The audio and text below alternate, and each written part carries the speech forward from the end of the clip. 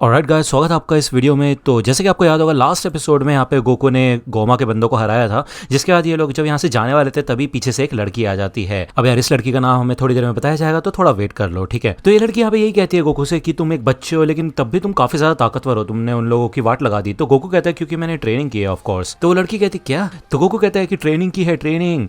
तो ये लड़की कहती है अरे ठीक है, मतलब समझ गई मैं, लेकिन तुमने मेरी जान बचाई, उसके लिए थैंक यू सो मच। और तुम्हारे कान तो एकदम गोल हैं यार, कौन सी रेस से हो तुम? तो गोकू बताता है कि मैं एक साइयन हूँ। तो लड़की पूछती है कि कौन से डीमन वर्ल्ड से हो तुम? तो यहाँ पे जब गोकू सोचता है तो पीछे से ग्लोरियो बोल देता है कि सेकंड वर्ल्ड से है। शिन कहता है कि वैसे तुम भी काफी ज्यादा बहादुर हो, और गोकू कहता है हाँ हाँ लेकिन तुमसे गलती हो गई थी। तो वो लड़की कहती है अरे चुप हो जाओ, मेरे वसाबी बॉम्ब के अंदर जो गन पाउडर था वो थोड़ा गीला हो गया था, इस वजह से ये प्रॉब्लम हुई, ठीक है। तो ग्लोरियो कहता है छोड़ो इसे, चलो यहाँ से। तो ये लोग यहाँ से जाने लग जाते हैं। अब ये लड़की पूछती है कि तुम कहाँ जा रहे हो? तो गोकू के मुंह से निकल जाता है कि कासल में जा रहे हैं। भले शिन उसको चुप करने की कोशिश करता है, तो ऑब्वियसली बात है इनका सीक्रेट है। लड़की कहती है तुम्हारा मतलब है कार्डन कासल जा रहे हो तुम? तो शिन कहता है हाँ हम थोड़ी जल्दी में, तो बाद में मिलेंगे। तो ये लोग यहाँ से जाने लग जाते हैं। अब ये लड़की इनका पीछा नहीं छोड़ती, इनके पीछे पीछे आ जाती है और वो कहती है कि मैं भी तुम्हारे साथ जाना चाहती हूँ, लेकिन ग्लोरियो मना कर देता है और इसके बाद ये लोग फिर से आगे निकल जाते हैं। लेकिन ये लड़की कहती है कि इसको कासल तक जाने का रास्ता पता है। वही दूसरा यहाँ पे हमें उन गार्ड्स का सीन दिखाया जाता है, वही गोमा के गार्ड्स जिनकी वाट लगाती थी गोकू ने। अब यार ये बंदा यही कहता है कि वो कहाँ चला गया, उस बच्चे को ढूंढो, उसका कॉलर ट्रैक करके पता लगाओ कि वो है कहाँ पे। तो ये बंदे कहते हैं कि ये सब एकदम इतनी जल्दी हुआ कि हमने उसका कॉलर कंफर्म नहीं किया, ठीक है। तो ये बंदा यहाँ पे सबके सबको ऑर्डर दे देता है कि उसको ढूंढो, वो एक छोटा बच्चा है जिसके स्पाइकी बाल हैं और लाल स्टिक है उसके पास, ठीक है। तो गोकू को यहाँ पे हल्की हल्की भूख लग रही होती है, तो इस लड़की के पास खाने के लिए राइस बॉल्स होती है। तो भाई गोकू तो हो जाता है सेट एकदम, ठीक है। शिन यहाँ पे उस लड़की से उसका नाम पूछता है, तो ये लड़की फाइनली अपना नाम बताती है, इसका नाम है पांजी। तो गोकू कहते हैं कितना अजीब नाम है। तो पांजी उससे उसका नाम पूछती है, तो गोकू कहता है मेरा नाम गोकू है। तो इस नाम पे हंसने लग जाती है पांजी और कहती है कि कितना अजीब नाम है तुम्हारा। तो गोकू कहता है वैसे मेरा एक और नाम है काकारोट। तो पांजी कहती है कि तुम्हारे दो नाम है और दोनों ही अजीब हैं। पांजी पूछती है कि तुम्हारा सबसे बेस्ट मैजिक कौन सा है? तो गोकू कहते हैं क्या मैजिक? तो पांजी कहती है कि हाँ मतलब हर माजिन किसी एक मैजिक स्पेल का इस्तेमाल कर सकता है। तो गोकू कहता है अच्छा इसका मतलब ये है कि तुम्हें मैजिक का इस्तेमाल करना आता है? मेरा मैजिक तो सिर्फ एक ही है, मैं अपनी नाक को टच कर सकता हूँ जीभ से, ठीक है। तो यहाँ पे पांजी दिखाती है अपनी मैजिकल एबिलिटीज कि भाई वो यहाँ पे एक दूर पड़े पत्थर को अपनी मैजिकल पावर से उठाती है, उसमें भी उसको काफी ज्यादा मेहनत लगती है, ठीक है ना। इसके अलावा यहाँ पे वो मशीन्स के साथ काफी ज्यादा अच्छी होती है, मतलब उसको मशीन्स की काफी ज्यादा नॉलेज होती है। तो बेसिकली पांजी भी इनके साथ ही जाने लग जाती है। वो यहाँ पे शिन से उसका नाम पूछती है और वो उससे पूछती है कि तुम ग्लाइंड हो ना, क्योंकि गोमा के साथ जो सेकंड इन कमांड का बंदा है ना, डेगेसु नाम है उसका, वो भी एक ग्लाइंड है और वो बिल्कुल तुम्हारे जैसा ही दिखता है। मुझे ऐसे सुनने में आया था कि ज्यादातर ग्लाइंड्स दूसरी दुनिया में चले गए हैं, लेकिन ऐसा लगता है कि अभी भी तुम्हारे जैसे बच्चे यहाँ पे मौजूद है। तो तुम यहाँ पे कर क्या रहे हो? तो शिन कहता है कि बस यहाँ पे घूम रहे हैं हम लोग और कुछ नहीं। तो पांजी कहती है वैसे मुझे थोड़ा तो शक हो रहा है, अक्सर लोग थर्ड डीमन वर्ल्ड में सिर्फ और सिर्फ बिजनेस के लिए आते हैं। तो ग्लोरियो कहता है बस बहुत हो गए क्वेश्चन, अगर तुम्हें यहाँ पे ये सब बकवास करनी है और क्वेश्चन आंसर्स खेलने हैं ना, तो किसी और को जाके पकड़ो, ठीक है। तो ऑब्वियसली बात है यहाँ पे फिर पांजी उससे उसका नाम पूछती है। तो इससे पहले कि वो बता पाए तो गोकू आता है और वो कहते हैं इसका नाम है गोलीरो। तो ग्लोरियो कहता है मेरा नाम ग्लोरियो है, ठीक है। तो यहाँ पे अभी तक गोकू को याद नहीं हुआ है ग्लोरियो का नाम, वो काफी ज्यादा कंफ्यूज्ड है। तभी यहाँ पे आके एक टर्निंग पॉइंट आता है, ठीक है, एक मार्कर टाइप होता है ये। अब ग्लोरियो कहता है यहाँ से हमें लेफ्ट जाना चाहिए, लेकिन पांजी कहती है हमें यहाँ से राइट जाना चाहिए, यहाँ पे थोड़े पत्थर हैं लेकिन ये सबसे बेहतर रास्ता है कासल तक पहुंचने का। तो भाई ये तीन बच्चे तो आगे भी निकल जाते हैं, तो ग्लोरियो को बुलाते हैं ये लोग अपने साथ। तो ऑब्वियसली बात है ग्लोरियो थोड़ा सीरियस होता है, लेकिन फिर भी वो पीछे पीछे जाने लग जाता है, ठीक है। पांजी बताती है कि जो गोमा के बंदे हैं वो जबरदस्ती उन लोगों से गोल्ड कॉइन्स मांग रहे थे और उसके बदले उनके लाइफ खींच लेते हैं वो लोग, ठीक है, मतलब एक कॉइन के बदले 9 साल खींच लेते हैं वो उनके। तो भाई ये तो काफी खतरनाक बात है, लेकिन वो बताती है हमें साथ के साथ कि इस दुनिया में एक इंसान को 1000 साल का लाइफ स्पैन मिलता है, तो उसके मामले में यार 9 साल ठीक है। तो गोकू कहता है क्या इतनी सारी उम्र मिलती है? वैसे ये तो काफी ज्यादा है मेरे ख्याल से, और तुम कितने साल की हो? तो पांजी बताती है कि उसकी उम्र 82 है। और भाई ये काफी खतरनाक बात है। तो यहाँ पे ये लोग एक जगह आते हैं, जिसके बाद पांजी कहती है यहाँ से रास्ते थोड़े और ज्यादा कठिन हो जाएंगे। ये लोग आगे बढ़ते रहते हैं और फाइनली कार्डन कासल तक पहुंच जाते हैं। गोकू कहता है वैसे ये दिखने में कुछ खास तो लग नहीं रहा। तो शिन पूछता है कि किंग कैसा है? तो ग्लोरियो बताता है कि वो एक माफिया बॉस की तरह है और ये कासल भी बिल्कुल माफिया जैसा ही लग रहा है, ठीक है ना। तो पांजी कहती है कि वो किंग इतने भी बुरे नहीं है, वो बस क्रिमिनल लोगों को ही परेशान करते हैं और बुरे लोगों को ही मारते हैं, ठीक है ना। तो ये लोग यहाँ पे बेसिकली प्लेन लेने आए होते हैं, क्योंकि आपको याद ही होगा इधर जो ग्लोरियो का प्लेन था वो चोरी हो गया था। ओके, यहाँ पे हमें दूसरी और गोमा के कासल का सीन दिखाया जाता है। तो इधर एक ये बंदी होती है, वो डेंडे को भाई लोरी गा के सुना रही होती है, वो भी बिल्कुल बेकार से तरीके से। तभी यहाँ पे गोमा आता है और वो कहता है कि इसे तुम लोरी सुनाना कहती हो? भाई थोड़े इमोशन ऐड करो, वो बच्चा है बेचारा, तुम्हें पता नहीं है ये नाम एक हमारे लिए काफी ज्यादा इंपॉर्टेंट है, क्योंकि यही बंदा हमारे लिए नए ड्रैगन बॉल्स बनाएगा, तो जरा इसका ख्याल रखो। दूसरे यहाँ पे हमें ग्लोरियो का सीन दिखाया जाता है फिर से। ये लोग यहाँ पे जब आगे बढ़ते बढ़ते हैं तो इधर कुछ गार्ड्स खड़े होते हैं। ग्लोरियो इस लड़की से कहता है कि तुम्हें यहाँ से चले जाना चाहिए, यहीं तक काफ़ी था। तो पांजी कहते हैं नहीं मैं ठीक हूँ, कोई दिक्कत वाली बात नहीं है, ठीक है। अब जैसे ये लोग आगे बढ़ते हैं तो ये गार्ड्स इनको रोकते हैं। ग्लोरियो कहता है कि हम कल ही तो मिले थे, याद नहीं तुम्हें?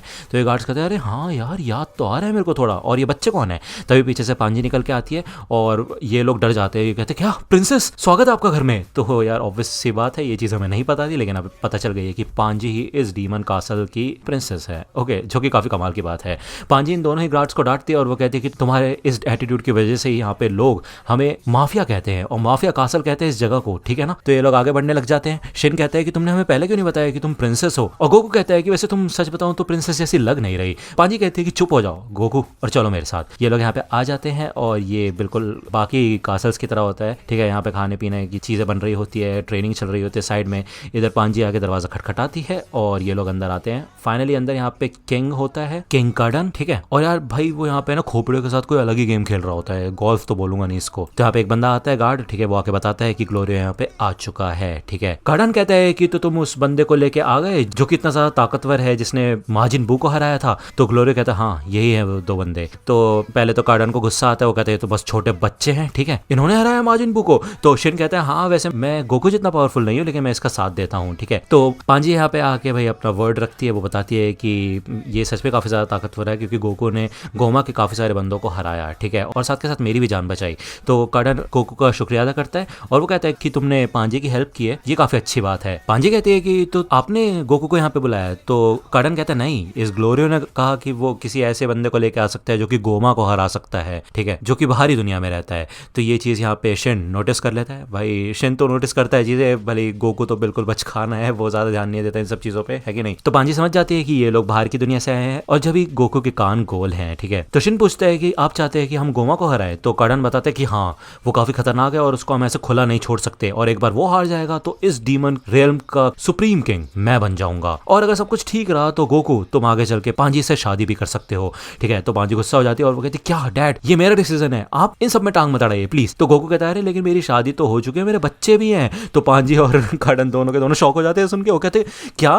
तो पांजी कहती है कि तुम एक बड़े इंसान हो और मतलब तुम्हारे प्लेनेट पे लोग बच्चों की तरह दिखते हैं क्या? तो शेन यहाँ पे क्लैरिफाई करता है कि गोकू और शेन को गोमा ने बच्चों में तब्दील कर दिया है, ठीक है, और वो इनके दोस्त डेंडे को भी उठा के ले जा चुका है जो कि एक नामिक है, ठीक है। अब इन लोगों को उसको छुड़ाना है या तो फिर इस डीमन रियल्म की ड्रैगन बॉल्स को इकट्ठा करना है।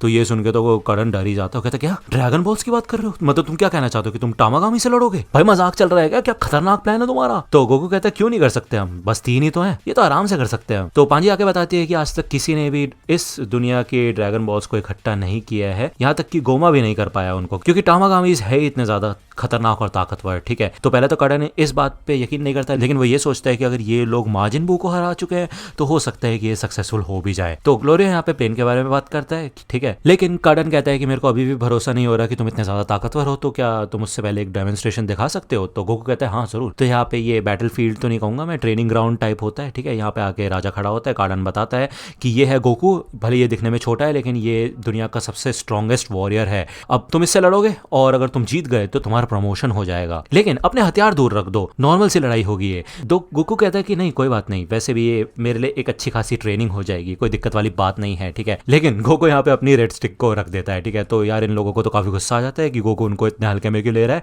गोकू यहाँ पे आ जाता है ट्रेनिंग ग्राउंड में और वो कहता है कि जब तुम तैयार होगे हमला कर देना। तो ये सबके सब लोग यहाँ पे आगे बढ़ते गोकू के ऊपर हमला करने के लिए, और भाई गोकू इनको उड़ उड़ के मारता है भाई, क्योंकि छोटा है अभी हाइट में, लेकिन फिर भी इन सबकी वाट लगा के रख देता है वो। ओके, काफी खतरनाक लड़ाई होती है ये। अब ये लोग यहाँ पे ये प्लान बनाते हैं कि गोकू के हाथ और पैर को पकड़ लेंगे क्योंकि वो छोटा सा है, लेकिन भाई यहाँ पे गोकू अपने साइन मोड में आ जाता है और भाई सबको उड़ा देता है, ठीक है। यहाँ पे एक बड़ा सा बंदा आता है गोकू के ऊपर अटैक करता है, लेकिन गोकू यहाँ पे उसको एक ही उंगली में उड़ा देता है। यहाँ पे फाइनली सबके सब उड़ चुके होते हैं, एक बंदा होता है वो भी सरेंडर कर देता है। अब उसकी ये एबिलिटीज को देख के कार्डन, ग्लोरियो सबके सब शॉक हो जाते हैं और शिन को तो भरोसा होता ही है पहले से गोकू पे, ठीक है ना। जिसके बाद यहाँ पे कार्डन एक प्लेन देता है ग्लोरियो को जो कि उसके हिसाब से सबसे बेस्ट होता है, ठीक है, उससे बेहतर नहीं दे सकता वो।